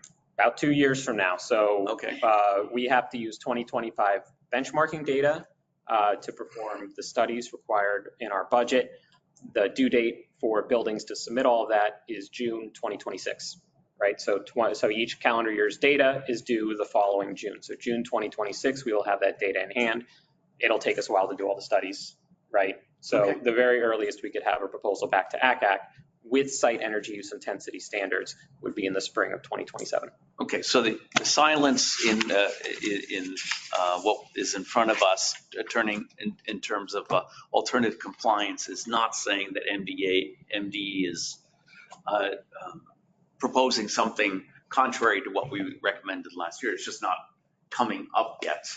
And there's still, that would be 1 or 2 years from now that you'll either be proposing something consistent with it or different from it or whatever. But this is not, its omission isn't signaling anything. Okay, so if there are no other comments from committee members, I could take a motion. We won't vote on it until we have public comment. So is there a motion may I have a motion for adopting the definitions and documents 26.28.01? This is in front of us. This is Tania. I move to approve. Okay. And I should be careful how I phrase that. We're not adopting that. We're just making a recommendation as an advisory board. So I understand. Thank you. And that was by, I'm sorry, that was by whom? Sonia. Okay, that's great. Do you have a second? second the motion to recommend adoption of this. Okay, and as seconded, it's been moved and seconded. So let's have public comment. I'm not sure how we were exactly proceeding. Did we have anyone sign up specifically, Kelsey? Let's first look around the room. Anybody in the room? All commenters would be on the webinar, so we could use the raise hand function perhaps. I'm not sure. All right, so I do. All right. So we've had people saying in the chat. So why don't we go in the order in which comments have been requested in the chat? Anyone else who would like to make a comment, who has not yet said so in the chat, please do so now, and we'll go in the order that they received. And I'll ask people to get to the point pretty quickly because we'd like to get through the agenda items by 11 and make sure everybody has a chance to talk. Okay, who's first? It looks like Scott Waitliver. Yes, good morning. Can you apologize. hear me? That's fine. It's very close. Yes, Scott Waitlevich. From Columbia Gas? Yes, correct. So as you may know, and hopefully you saw, Columbia and Chesapeake Utilities submitted a letter to the council advocating the creation of a compliance pathway. And I know it has been discussed that was focused on EUI, but we would respectfully request the council to consider a motion to create a compliance pathway for building owners that are having difficulty meeting the goals. We think it's appropriate. We think having it in the BEPS regulation would remove any uncertainty, and again, would ask the council to make that recommendation and vote in favor of it. Thank you. So just to understand, you'd like to see something in today's, a recommendation made that it be included not only in EUI, but also in the BEST rules as well. Yes, thank you. Okay. There's another speaker, Joelle Novi. Can you hear me? Yes. Great. Joelle Novi, she, her, calling in from Silver Spring. I'm with Interfaith Power and Light. We work with congregations, faith communities across Maryland, and represent one of those building types covered by BEPS, known as worship facilities. I just want to underscore our commitment to caring for creation, protecting our shared home, and therefore we are prepared to do our part by participating in and complying with BEPS. We were ready to do it before, and we're ready to do it now. In fact, we were some of the strongest voices to pass the Climate Solutions Now Act originally, and when there was a last-minute attempt to get worship facilities exempted from BEPS, when this came up on the floor for the floor vote, we fought back to defeat that amendment. We believe in holding ourselves to the same standards we ask of everyone else, and we're prepared to do our part. We have found that faith facilities do need specialized support to comply with BEPS, and Interfaith Power and Light has been successfully providing that support to faith facilities in DC and preparing to do so in Montgomery County, and will do so in Maryland too. Congregations across the state will have our organization's coaching and support to comply with these requirements, and so they will not, they won't be a burden. They'll be something they can do. The final point I want to make is that we want to underscore the importance, and we appreciate the commitment made today to find a way to return EUI standards to this regulation. Our congregations are increasingly reckoning with the harms of gas burning in buildings, and CSNA reflects our leaders' commitment to do so. The sneak attack on the EUI by the building industry in the final days of the legislative session does not point to any problem with these kinds of requirements. On the contrary, it underscores the singular importance of state government in holding buildings accountable for their pollution, especially now that we see how motivated they are to avoid that accountability. Thank you. Okay, thank you, Joelle. Next comment is Michael Powell. Okay. Hello. The question was asked earlier about where a Maryland building at. That's who I represent. and they are opposed to the Building Energy Performance Standard. But the request here today is much simpler. We've heard that MDE removed the one column dealing with site energy use intensity standard from the regulation. They did not remove site energy use. And so we're asking that the AQCAC committee today reaffirm the recommendation that they made last time when the same we've lost you. A single column was made. When site, are Mike, you hearing me we lost now? you. Yes. Okay, I apologize. I'm not sure why that changed, but even though the one column setting a site energy use standard was removed, the site energy use program remains in the regulation. So we're asking today that AQCAC reaffirm the recommendation that it made last time, which is that when under the site energy use program, if there's a non-compliance, rather than immediately be subjected to up to $25,000 a day of penalty, instead a building owner would develop a plan for compliance for how to come into compliance. I understand the department's response was, well, the department can do that anyway. That's not much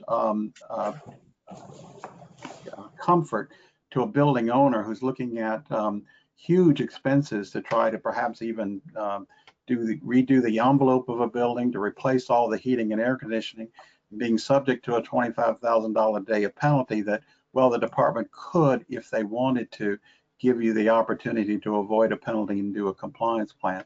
So we're merely asking that the AQCAC reaffirm the recommendation that it did before, which we should not move immediately to penalties when there's a violation of the site energy use intensity program, which is part of the regulations which are before you today.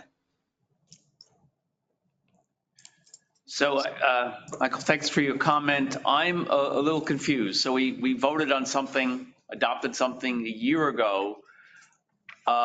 You're not asking for change in that. You're asking for a reaffirmation. Yes. Yes, that the recommendation of AQCAC remains that the site energy use intensity program as outlined in these regulations should be amended to allow for a compliance plan as an alternative to an immediate penalty. So my preference in terms of procedure is if AQCAC has changed its mind and would like to alter the recommendation it made last year, that can be moved and considered, but that if nobody in the committee wants to make such a recommendation, that what we adopted last fall should be considered as still standing and being applicable. I don't think we need to go back and say, yeah, we really meant that. That would just take time that I don't think is necessary. I'll refresh our memory. We did actually, the council did make some recommendation like that last. I think we could ask the regs team to pull up where that exact wording landed, but it was something to the effect of provide, if a building owner misses the site EUI targets, give them 3 months to submit an alternative plan rather than assessing penalties at that point. Thanks for that memory refresher. Yeah, it was something to that effect. I don't have the exact words in front of me. Is there anybody feels that needs to be reconsidered and reversed? I don't see anybody in this room. Anybody on the council online feels that we need to change that? If not, I would prefer that we simply say that that continues to be the position of the council until we reverse that, rather than have a discussion of affirmation and rehash the issues. Okay, we're showing on the screen. Yeah, this is the meeting minutes from that last September that reflect what Chris just said. Mm-hmm. So I'll just read it. What was the motion? Mr. Quinn's motion in the end. Approve the regulation as presented with the change that not meeting the EUI interim targets would require submittal of a plan for compliance within 3 months. Okay. Anybody feel that this needs to be reconsidered? We do have other commenters on the list. So I think we can move on, but thank you for the suggestion, Michael. Okay, next person. Looks like, sorry, Emil. Hi, good morning. I'm Sari Amiel, commenting on behalf of Sierra Club. It's important for Maryland to develop a strong building energy performance standard as quickly as possible in order to reduce harmful greenhouse gas emissions and protect public health. Indoor gas combustion emits methane into the atmosphere and creates harmful nitrogen oxide pollution, which contributes to asthma and other respiratory diseases. Also, the Climate Solutions Now Act explicitly requires MDE to develop a BEPS regulation in order to achieve required emission reductions from buildings in the state. More specifically, it requires a 20% reduction in net direct greenhouse gas emissions by January 1st, 2030, which is coming up pretty soon. For all these reasons, Sierra Club supported the draft BEPS regulations issued by MDE last year, including their EUI standards, and will be supporting MDE in 2027 when they return with new site EUI standards. In the meantime, we urge MDE to issue final BEPS regulations quickly and urge this council to provide support for this issuance of BEPS regulations. Thanks for the opportunity to comment. Okay, thanks, Harry. Thank you very much. Next commenter is Chris Pendley. Hey, can you all hear me? Yes. Can you all hear me? Cool, wonderful. Yeah, so Chris Pendley, I am currently with the Apartment and Office Building Association of Greater Washington. So I think somebody mentioned BOMA, Washington, that is AOBA. Hey, I have 3 kind of technical comments and requests. So clarification 1, the way that I believe the gas targets are currently defined is based on the average buildings of similar construction. I believe what LBNL has done is they've used all building types. What we would request is setting the 20%, 60% reductions for building types based on gas using buildings only of a specific building type. We went through what was previously in Appendix A. I couldn't find anything that said conclusively one way or another, which way that's dealt with. So I went back and checked some other publicly available data in Maryland, and it looks like it's all buildings instead of just gas using buildings. And as MDE mentioned, about 1/3 of the buildings are currently all electric. What happens if you're setting a median in that scenario is you set the medians artificially low. So certain buildings aren't going to have a problem because they already are all electric. Other buildings end up having a lot more work to do a lot sooner. So that's request 1. Request 2 is related to this because we don't have mandatory benchmarking yet in Maryland. We have incomplete data. We have incomplete data at a state level. That data, in turn, can result in an inaccurate picture of where energy is actually being used. So we're going to revisit the site EUI targets once mandatory benchmarking is in play. What we would request is also revisiting the targets for that same reason. Because again, we only have, I think it's about 1/3 of buildings in Maryland that are currently voluntarily benchmarking. That benchmarking may or may not be correct, may or may not meet standards, don't know. But would recommend revisiting the gas targets as well. So those are 2 requests. The other comment I would have, for context, before I was at AOBA, I spent about 17 years working in the building sector specifically at individual buildings. The numbers that LBNL was using, around about 25% of buildings would need to spend more than $2.65 a square foot. Thinking about what sorts of things that we're talking about in effect changing out electric equipment changing out gas equipment to electric equipment. So we're looking at electrification projects primarily. What we found is those projects tend to run a lot more than $2.65 a square foot. So it may make sense to think about the cost for complying with a direct emission standards purely within the scope of electrification projects. Cool, thanks. Yeah, I'd suggest that if you can write those down and submit those MDE, these are highly technical comments that would be useful for both MDE and its contractors, not directly relevant to what we're considering here, but something that's very useful to have. So thank you. In context, I had planned on submitting this at a later date, but since we're asking for comments now. Okay, thank you. Next. Yeah, I don't want, if we don't have time, we don't have time, but I'd kind of like to hear what the department's response. So regarding the first comment, we can send some follow-up information, but that is the emissions targets are based on buildings that have gas. The electric only buildings were taken out of that analysis, so we can confirm with Josh on the line. I'm gonna give a nod. Yeah, that is correct. There's some nuance there with buildings that are using gas only for space heating versus domestic hot water, which would also have some of the effect that Chris is talking about, but we did pull out buildings that are all electric currently. Yep, so that comment number 1, we've already done. Comment number 2 about evaluation, reevaluation of all the standards. I think that was what we shared last year, that we don't have benchmarking data. We do have a lot of data from the EPA, but we will certainly be evaluating everything that we receive from the building owners. So definitely intend to take a look at all of the standards when we look at this again for the inclusion of site EUI standards.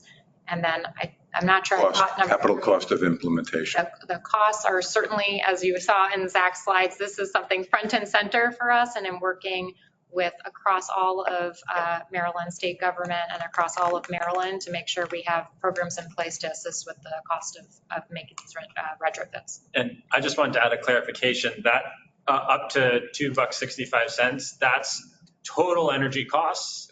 That includes both retrofitting and savings. So that's all a little bit bundled together in the analysis that the labs did. And what our Zach, 65 cents. I mean, that's our mean.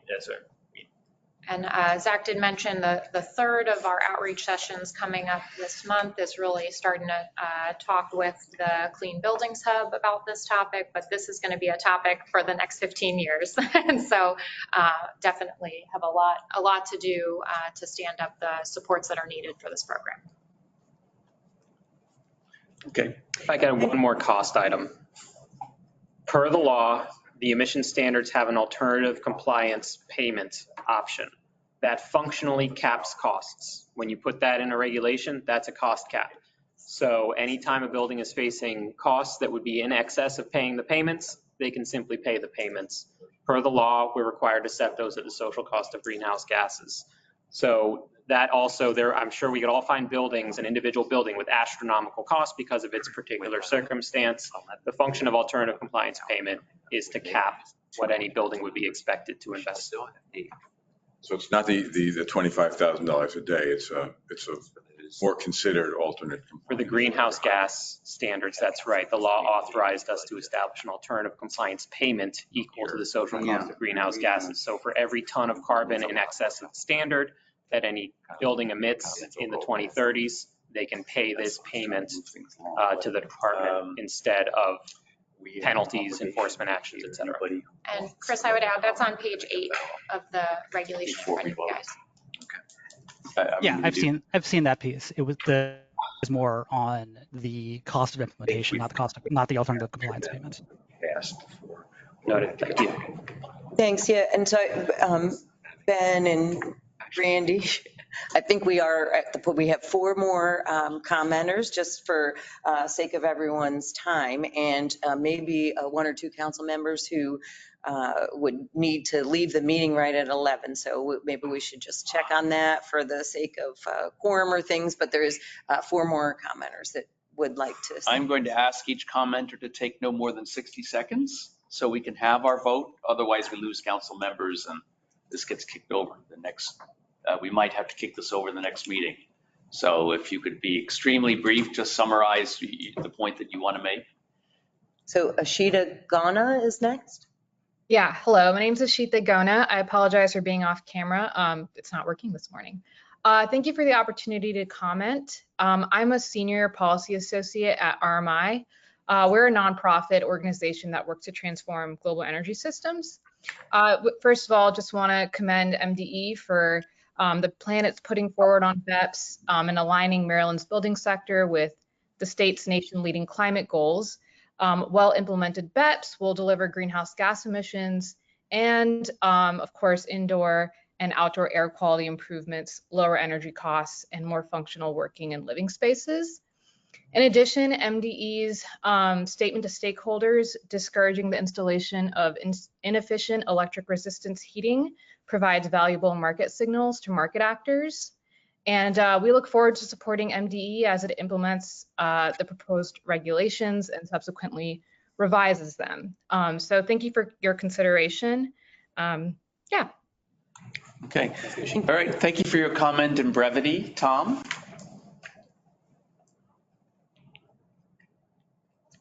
Tom Ballantyne. Let's go to the next person. Tom, we don't hear you. We'll come back around. Yeah, so Hannah Allen is next. Hannah Allen, you have 60 seconds. Hey everyone. Yeah, good morning. Thanks for the opportunity to provide public comment today. Again, Hannah Allen with the Maryland Chamber of Commerce. I'll try to be brief. I submitted our comments to the department on Thursday when they were due, and I sent Dr. Hobbs a written request for the council to, like Michael Powell stated, reaffirm their recommendation from the September 11th meeting last year by voting to recommend it again this time around. We continue to voice our support for more flexibility for those impacted by the regs, especially given that the department does intend to add EUI back in them after benchmarking. It sounds like either way, the council does still support last year's recommendation of the department offering a compliance plan option for building owners who fail to meet EUI based on the response to Michael Powell's comment. So I'd encourage the department directly to implement a compliance plan option once they add EUI back in. I'll note that there is a lot of other concern over cumulative impacts and the overall cost on those impacted from the regulations, especially considering there will be more building-focused regulations coming from the department as outlined in the governor's executive order, like clean heat standard and zero emission heating equipment standard regulations. There's additional concerns that I don't have time to cover today in my comment letter. I'm sorry, Hannah, we're at a minute and a half and we really do have to have a vote before 11. So forgive me, but I need to ask you to conclude your comment. So James Wagner was next. Yes, thank you. I have a complaint to lodge against your moderator. I had a written comment first on this item in the chat that was ignored. So I hope that is entered into the minutes. My comment there was about this push to electrify vis-a-vis the attendant increase in HFCs that will result. So I also referenced HB 864, which was the Strengthening and Power Bill. All right, to cut to the chase, shouldn't there be a provision to beef up monitoring of HFCs, especially in their disposal? Either an amendment to HB 864 or mention of it in this proposal. Thanks. Okay, thank you. Would staff like to respond to that? Collection and destruction of HFCs is required federally and enforced federally through other regulations. It's extraordinarily important. I don't know the department's initial position. We'd have to think about more. Would be that it would be out of scope of this regulation, but it is very closely regulated in other programs. Yep, certainly ozone and greenhouse gas effects HFC is very important. Are we done with the list? Tom Ballantyne. Oh, Tom, are you back?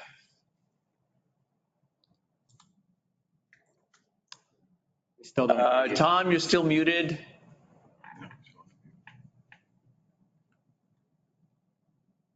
I guess if we can't fix that, can you please submit comments in writing and we will proceed with, I would like to proceed to a vote.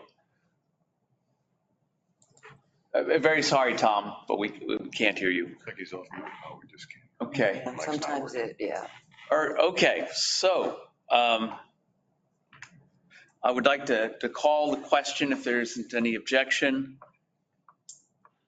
And so what's before us is to recommend that MDE adopt what's been submitted to us, which compared to what we considered last fall is omitting the one column on site energy use intensity standards. Will be returned to later. Am I correct that we adopted the whole thing last fall and now we're just saying we're changing our recommendation to adopting this version? Yeah, you recommended that we propose the last one with that additional recommendation for alternative compliance. We did propose the last one. We did not adopt it. So we've withdrawn that and now we're proposing anew. So this is a separate proposal. Right. That AQCAC has not technically weighed on in this proposal because it is separate from the one you weighed in on last year, because we have withdrawn that. Or we are simultaneously And there's nothing in withdrawing here that when about the we propose alternative this. compliance because that's would be considered in the future. I would like to call a question and ask who, let's see, looking first around the room, who would be in favor of recommending that MDE adopt it? I see 2 hands and a note that Larry will be abstaining for reasons he described before. Online, can I see a show of hands of council members who would recommend adoption? I see 5 hands. Is there anybody who's not on the camera? Yes, Adrian Hollis recommends adoption. Okay, And Ariel Watson as well. Thank you. So that's 1, 2, 3, 4, 5, 6, plus the 2 in the room, that's 8. Is there anybody who votes no? There's 1 no. Ann, please. From Ann. Anybody besides Larry who abstains? So the vote is 8 yes, 1 no, 1 abstention. And so this has been, the AQCAC has recommended its adoption. It's 11 o'clock. We have an opportunity, and those of you who have to leave, please go ahead. But I would like to extend the meeting to allow general public comments. I believe that Tad is still here. Ben, can I just, this is Ross. Tad, I'm so sorry I have to leave before you speak, but I do have a suggestion, and that is that the comments in chat, which are substantive, like not I'd like to comment, but the substantive ones, I strongly suggest they be captured and put in the agenda minutes for our approval next time, because there was some criticism that we weren't reading them. So and we don't have to put the criticism in if that's okay, but just put the comment in. I think that's a great idea. That's a great idea, Ross. There's no reason why we can't do that. So, yes. Okay, thanks. And Tad, yes? Ann, did Ann just ask to speak? Hi, yeah, just before we move on to the next agenda item, I just wanted to take a minute to explain my vote very briefly. As the utility representative for the Maryland Chamber of Commerce, I understand that each of the utilities is in a different position regarding their acceptance and ability to implement BEPS.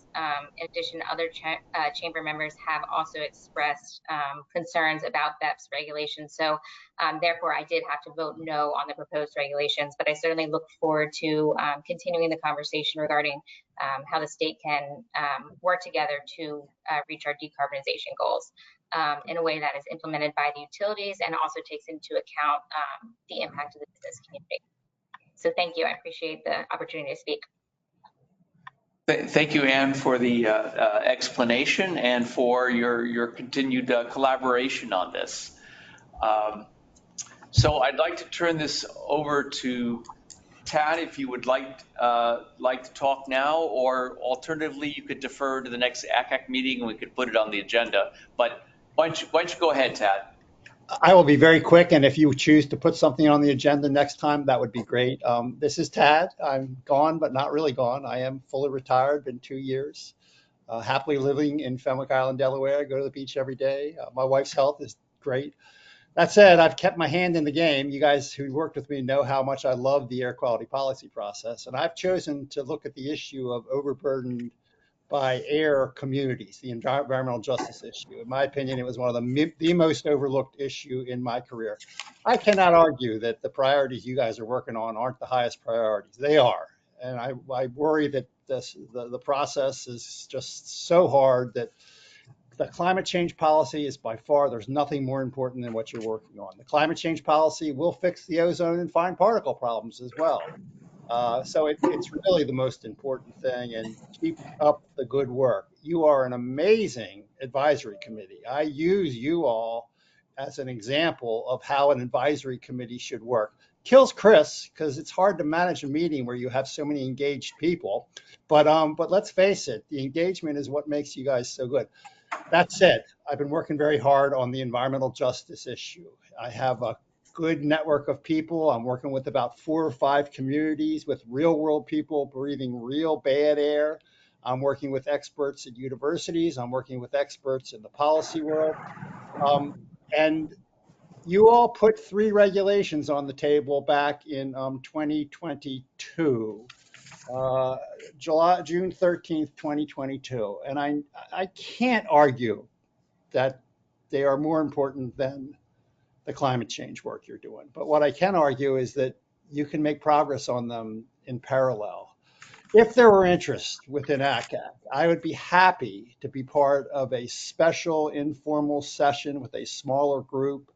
There are people on your council, Dr. Hollis, Rebecca Rare, who are very interested in trying to figure out how to solve the environmental justice problem. And I would be happy to work with Kelsey. I will do all the work to provide a briefing on what I've learned, why I think it's solvable, and why it can actually be done without pulling resources away from the MDE work that is so critical in climate change.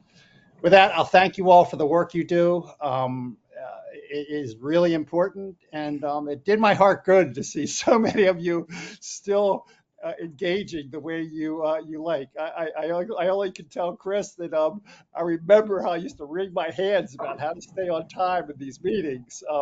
It's a great process. Keep it up. And again, if you would like something special on environmental justice and how progress can be made, I'm happy to help out, and I do all the work for a special webinar or whatever. You guys can't stop what you're working on because it's too important in terms of your formal schedules.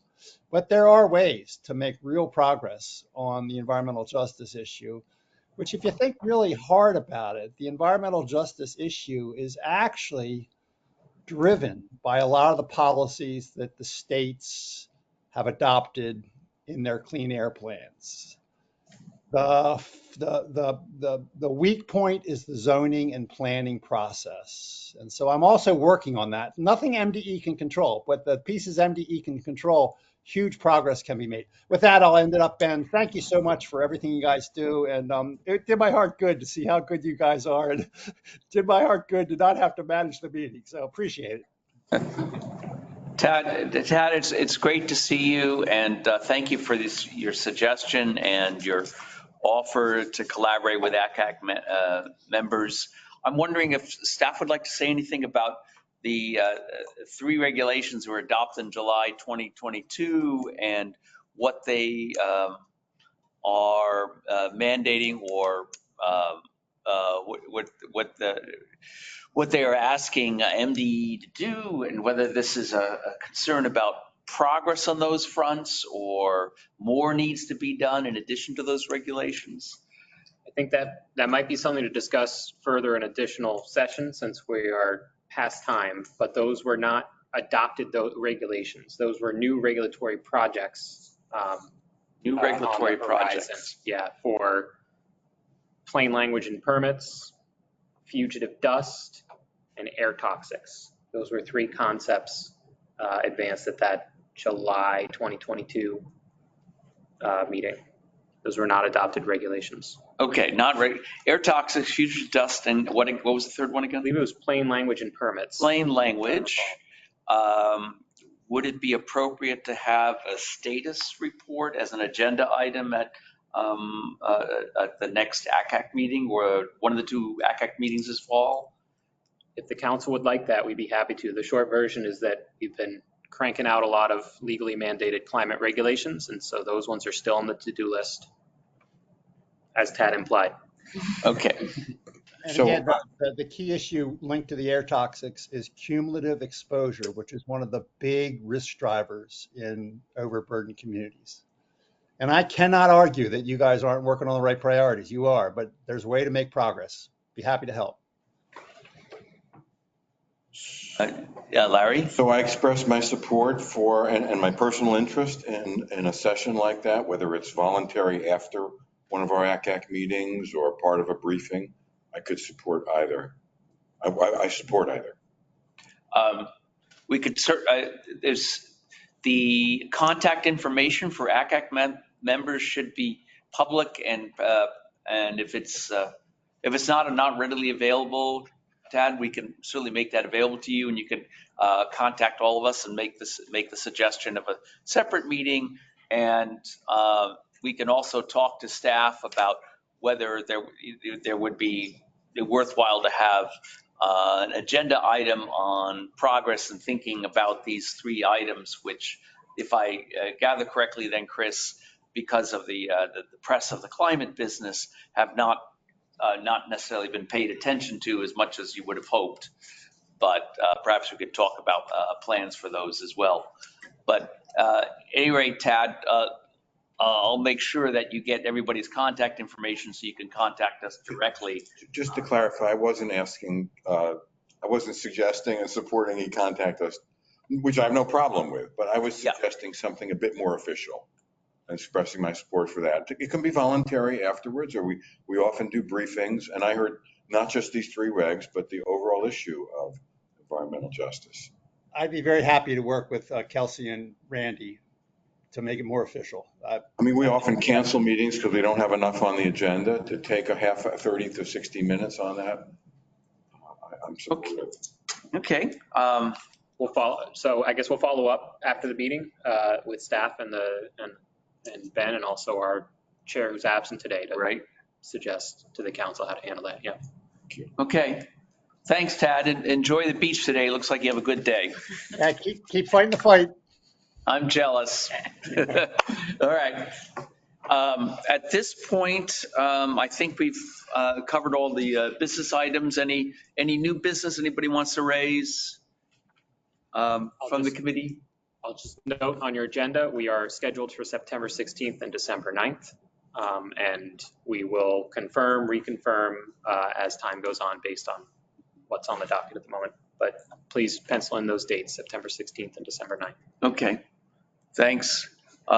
If there's no other business, I would like then to adjourn the meeting, and we'll see you in September as in addition to discussion, and we'll of course be discussing the agenda ahead of time with everybody. Okay, thank you for joining us today. Thank you. Thank you.